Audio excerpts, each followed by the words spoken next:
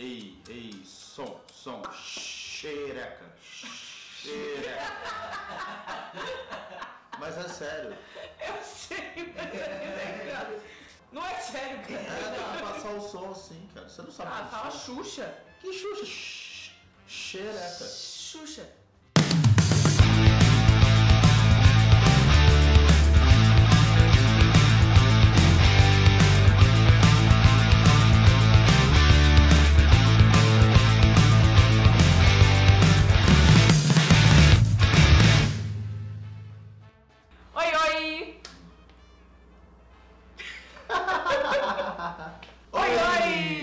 Meu nome é Marina. Eu sou o Breno. E hoje a gente vai falar sobre o que deu errado nessa temporada de Game of Thrones. A gente vai tentar resumir um pouco porque é muita coisa. É, realmente.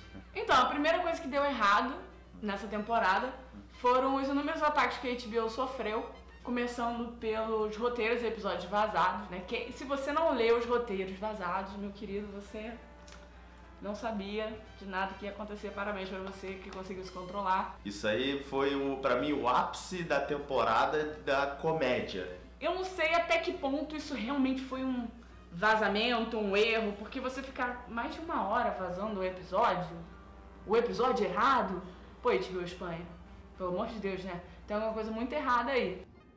Burrice. Eu tenho uma teoria da conspiração de que foi de propósito. Isso é uma possibilidade, é uma forte possibilidade, porque realmente quando você vaza alguma coisa, parece que as pessoas tendem a se interessar porque Sim. foi uma coisa errada, que não deveria estar ali, e as pessoas, opa, vamos ver o que é isso? E eu assumo que eu fui uma das pessoas que viu tudo antes mesmo e não condeno quem viu, mas eu também vi na HBO. Então, além do episódio vazado, a gente teve roteiros vazados, muito antes da temporada começar. Então, antes da temporada começar, a gente já sabia de muita coisa, porque a gente não se aguenta, a gente vai ler tudo. Já sabia que não ia ser legal. É, a gente sabia que ia ter os episódios assim que, tipo, né, por quê? Né, por quê? E da noite a gente entende que você precisaria de alguma coisa ali, né, para bater até então 3 dragões, Não, mas... Se ele não tem, no mínimo, clarividência, ele não ia saber que ia cair um dragão no quintal dele e ele ia poder mostrar suas habilidades da NFL, né, acertando Não, realmente balança de gelo. realmente é bem estranho, né, gente? O cara, Rei da Noite tá lá, O cara tá marchando... 20 mil temporadas Aquilo pra ali dá passar volta com ao aquele mundo. exército. Aquilo ali dá volta ao mundo, né? Porque aquilo ali devia São Paulo ele Sul, veio eles deram a por- volta ao mundo ao norte pra chegar. Vieram por AliExpress. Outra coisa que também atrapalhou muito essa temporada, Breno, foram as inúmeras explicações pós-episódio. Eu acho que foi a temporada que mais teve produtor, diretor, ator, todo mundo explicando alguma situação depois de um episódio, e eu nunca tinha visto isso antes em temporadas Acho que a anteriores. partir do momento que começa a ter que se explicar alguma coisa que você acabou de ver, é que nem contar a piada 2 vezes pra você ver se tem alguma graça, né? E quando você precisa fazer explicações sobre o que você escreveu, sobre uma cena, sobre uma frase, é porque tem alguma coisa realmente errada nisso tudo. E numa série como Game of Thrones, onde você tem 20 mil teorias sendo nascidas por dia, é muito complicado você ter que ficar sempre dando essas explicações, porque você pode confundir o público, e o público tá sempre aí criando teorias e confundindo muito mais a nossa cabeça. Outra coisa. Sai agora desta mulher! Desaloja deste corpo! Coisa muito boa que aconteceu e que deu uma esperança de ser uma temporada absurdamente foda foi a Arya na primeira cena vingando a família dela inteira, falando que o norte se lembra. Eu fiquei, meu Deus, que episódio é esse? Começando assim com o pé na porta, a Arya vingando o casamento vermelho. Essa temporada vai ser incrível. When people ask you what happened here, tell them the North remembers. Tell them winter came for House Frey. E aí o próprio episódio não se sustentou. O próprio primeiro episódio, tipo, ele te dá aquela cena, caraca, essa temporada vai ser incrível. E aí o final do episódio, não só o final, todo o episódio foi uma bela de uma coisa fraca. Não que você espere, tipo, a cada 5 minutos uma cena uau, mas assim, quando você começa uma temporada com uma cena daquela, e você não mantém aquilo durante todo o episódio... Cria-se uma expectativa Muito. de, né, caraca, cara, essa temporada vai ser absurda, vai ser do cacete, e você toma uma brochada, um balde de água fria, tacam na sua cabeça, com um tapa na cara, tipo, enganei você. Outro fator também que eu acho que contribuiu para essa temporada ter sido extremamente estranha foi a própria dinâmica da série, né? Essa nova dinâmica que a gente teve aí, que a gente não tinha visto nas outras temporadas, onde tudo acontece extremamente rápido. Virou uma coisa mais action, né? A coisa de vamos botar a ação agora, a Daenerys chegou em Westeros, então vamos botar dragão, guerra, tudo junto, e o aspecto que mais pelo menos me prendia a Game of Thrones, que era a questão política, a coisa das intrigas, sacou? Do Mindinho lá sempre no ouvido de alguém jogando contra o outro, do Varys com os passarinhos dele, aquelas coisas que tinha nas primeiras temporadas, aquilo ali morreu. Agora é dragão, fogo, gelo, até a própria sacanagem teve um episódio de É sacanagem. verdade, teve pouca sacanagem. A gente teve também... Eu senti falta da sacanagem. Fim dos arcos longos, né? Porque a gente vinha com temporadas aí onde as coisas demoravam de uma temporada para outra para acontecerem, para finalizarem. E acabou, tudo agora acontece muito rápido. Eu acho que essa temporada decretou o enterro das tramas políticas. Tanto que 2 personagens incríveis em toda essa trama, que são extremamente importantes em manipulação e tudo isso, ficaram extremamente apagados, que foram o Varys e o Mindinho. No caso, o Varys, ele aparece só pra saber tomar uma notícia, tipo assim, então, tá ligado que você vai morrer, né? Maneiro, o que é isso em Game of Thrones? Beleza, todo mundo morre. Exato. Legal, que bom, tomara que morra, sacou? Vamos ter uma morte importante aí. Quero ter aquele impacto de, pô, alguém maneiro morreu. E o Mindinho morreu. Mas morreu assim, ele fica sumido a série inteira, ele tenta fazer uma última intriga podre. Aí fazem a cena da... Então, estamos aqui para julgá-lo, Lord Baelish. Não, é aquele último suspiro. A gente teve esse último suspiro quando ele aparece lá saindo da escuridão, olhando que a Arya saiu do quarto. Aí você, meu Deus, alguma coisa vai acontecer. Vamos lá, Mindinho, o que você vai fazer? Isso é Game of Thrones, sacou? Mas aí outra decepção. Podia ter sido melhor o quê? Essa intriga toda e a Arya revidando. A Arya que agora é um ninja, né? Ninja. Ela saindo da escuridão e matando ele. Tá, eu sei de tudo. Ela agora tá final boss, super foda, ultra mega ninja, boladona, whatever que ela tá. Mas, cara, é um Mindinho, sabe? Por mais que a Arya tenha treinado lá com os melhores e tenha voltado boladona, o Mindinho é responsável por toda aquela treta. E é isso que a gente vê. O Mindinho era o maior vilão da história. Se não fosse por ele, não tinha história. Exato, é isso que a gente vê durante o julgamento dele, a gente vê que é tudo culpa dele. E aí, diante desses problemas todos, a gente tem essa pergunta. Game of Thrones virou fanfic? Virou mais um fanservice, né? Muita coisa que a maioria esmagadora dos fãs queria que acontecesse, aconteceu. Vários fanservice, ok? Eu acho que isso nem me incomoda muito, essa questão do fanservice, dependendo do fanservice, não me incomoda. Game of Thrones virou pra mim, um novelão. Lembra da Usurpadora? Adorava a Usurpadora. Você adora ainda, você vê. Adoro novelas mexicanas, então acho que por isso que eu não tô tendo muitos problemas com essa então, temporada. O máximo de mexicano que eu vi era Chaves e Chapolin. Mas virou um novelão, virou uma coisa, né, sem muita base. Toda a base que tinha, todo o aprofundamento que tinha nos personagens e tudo, agora tem nada. E uma das provas de que realmente virou um novelão foi a própria cena do julgamento do Mindinho, onde a Sansa tá falando, olhando pra área e de repente, Lord Baelish. E uma outra coisa que incomodou bastante muita gente foi o último episódio, que foi bem fraco. Aquela cena no Fosso dos Dragões, pra mim, ficou tanto tempo ali e o episódio todo acabou sendo muito mal distribuído. A gente teve uma cena rápida do casamento do Rhaegar e da Lyanna, que era uma coisa importante, interessante, uma coisa que os fãs esperavam muito, e você não teve nenhum minuto disso no episódio. Não, e botaram ali só pra aquele dizer tempo que... no Fosso dos Dragões.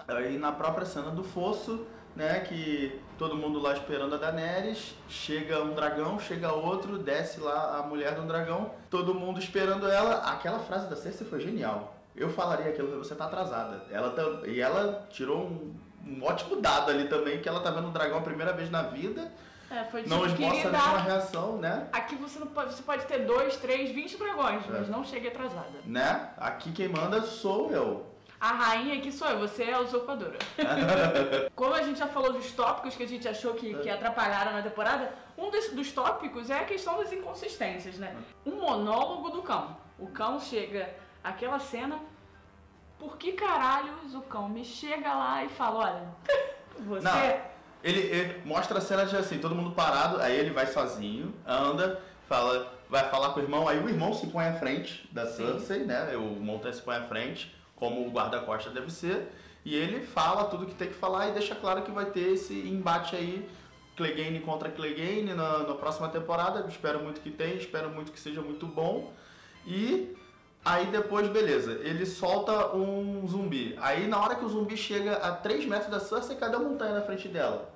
Tá lá, moscando. Não, foram duas inconsistências terríveis aí pra mim. Mas pra mim, entre as duas, a pior foi a questão do... No episódio inteiro, foi o Montanha Mr. Nice Guy. Montanha podia ter enfiado um soco na cara do irmão ali mesmo. Montanha podia ter pelo menos dado uma ameaçada no Tyrion logo em seguida, quando o Tyrion conversa com a Cersei. O Montanha podia ter pelo mínimo segurado o Jaime pra ele não ir embora, né? Ficou ali tipo, pô, é o patrão também, então o que eu faço? Não, eu acho que a questão aí não é nem o Montanha. Meu problema foi realmente o cão e o Montanha ali, aquele monólogo que não deveria ter acontecido ali naquela cena, porque toda a cena tinha um outro propósito. E depois a questão, eu acho que não foi o problema nessas duas ocasiões que você citou, não foi o Montanha, foi a Cersei. A Cersei podia ter matado o irmão, podia ter matado o outro irmão. Não, ela deu uma ameaçada e o Montanha fez o que no máximo? Ele puxou, desembanhou meio a espada, tipo assim... Eu estava revendo a cena, eu posso ter entendido de uma outra forma, mas quando eu vi, eu entendi uma coisa, quando ela acena a cabeça, eu entendi que era uma ordem pra matar o Jaime, que o Montanha não cumpriu, mas revendo a cena, eu entendi que quando o Jaime fala, dê a ordem, eu entendi que era pro Montanha sair da frente, aí quando ela acena, ele deixa o Jaime passar.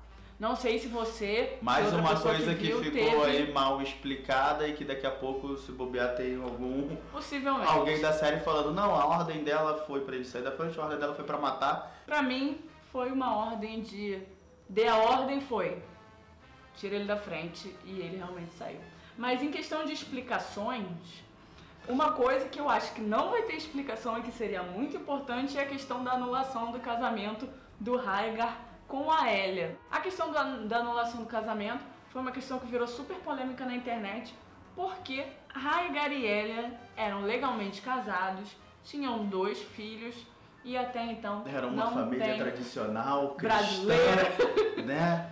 Não tinha por que Rhaegar anular esse casamento e fazer isso escondido e depois casar escondido, fazer isso tudo secretamente. Se anulou, assinou o papel do divórcio, acabou. Não, mas é essa a questão. Até confundiu algumas pessoas porque quando ele anula o casamento, ele invalidou o casamento dele com a Elia. Então, ele renegou os herdeiros e seria como se aquele casamento não tivesse existido. O divórcio já é outra coisa. O divórcio é aquele casamento existiu e acabou.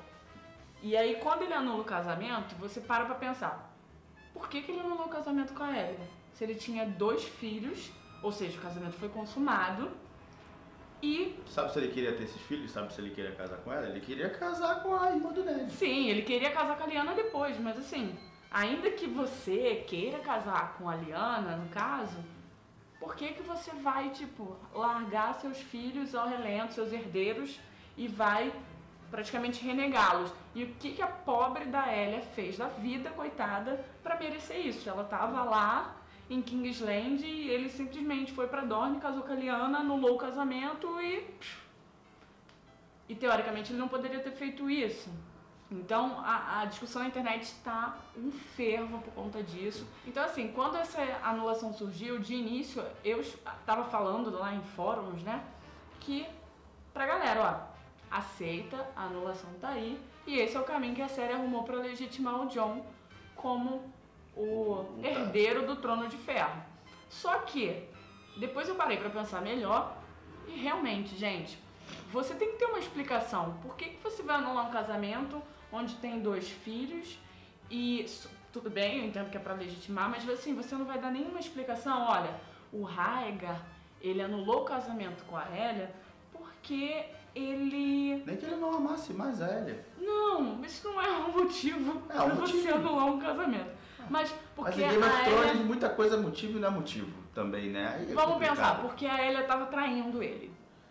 Inclusive, eu vi num dos fóruns desse, eu vi uma teoria na internet de que a explicação que seria utilizada pela série poderia ser de que a Elia traía o Rhaegar com o Rei Louco. E que, inclusive, os 2 filhos da Elia seriam filhos do Rei Louco. E que, por isso, Rhaegar anulou o casamento, né, com a Elia, porque, na verdade, ele seria irmão dos filhos dele. É uma teoria, assim, maluca. Porque em Game of Thrones não tem nada demais isso, né? É uma teoria meio louca, mas pode servir, porque, assim... Se bem que eu acho que a série não vai explicar isso, porque eu acho que uma coisa é você explicar a reação do Tyrion, você explicar a cena entre a Nymeria e a Arya, uma coisa é você explicar coisas pequenas, outra coisa é você explicar uma anulação de um casamento que tá servindo ali para legitimar um personagem importante. Então eu acho que isso não vai ser explicado pelos produtores da série. Vai ser mais um furo que... Eu tô bem pouco esperançoso pra 8ª temporada. Tem que acontecer muita merda pra ficar bom. Acho difícil. Acho muito difícil acontecer aquela história do... É preciso destruir tudo pra construir uma coisa nova. Então tem que acontecer muita merda. Até porque a minha visão de Game of Thrones, eu tenho ciência de que é bem diferente da maioria dos fãs. Sim. Acho que tinha que acontecer muita coisa. Aliás, acho que já deveria ter acontecido muita coisa. E aí a série teria tomado outro rumo que eu ficaria feliz, mas eu não sou todo mundo que minha mãe já dizia isso.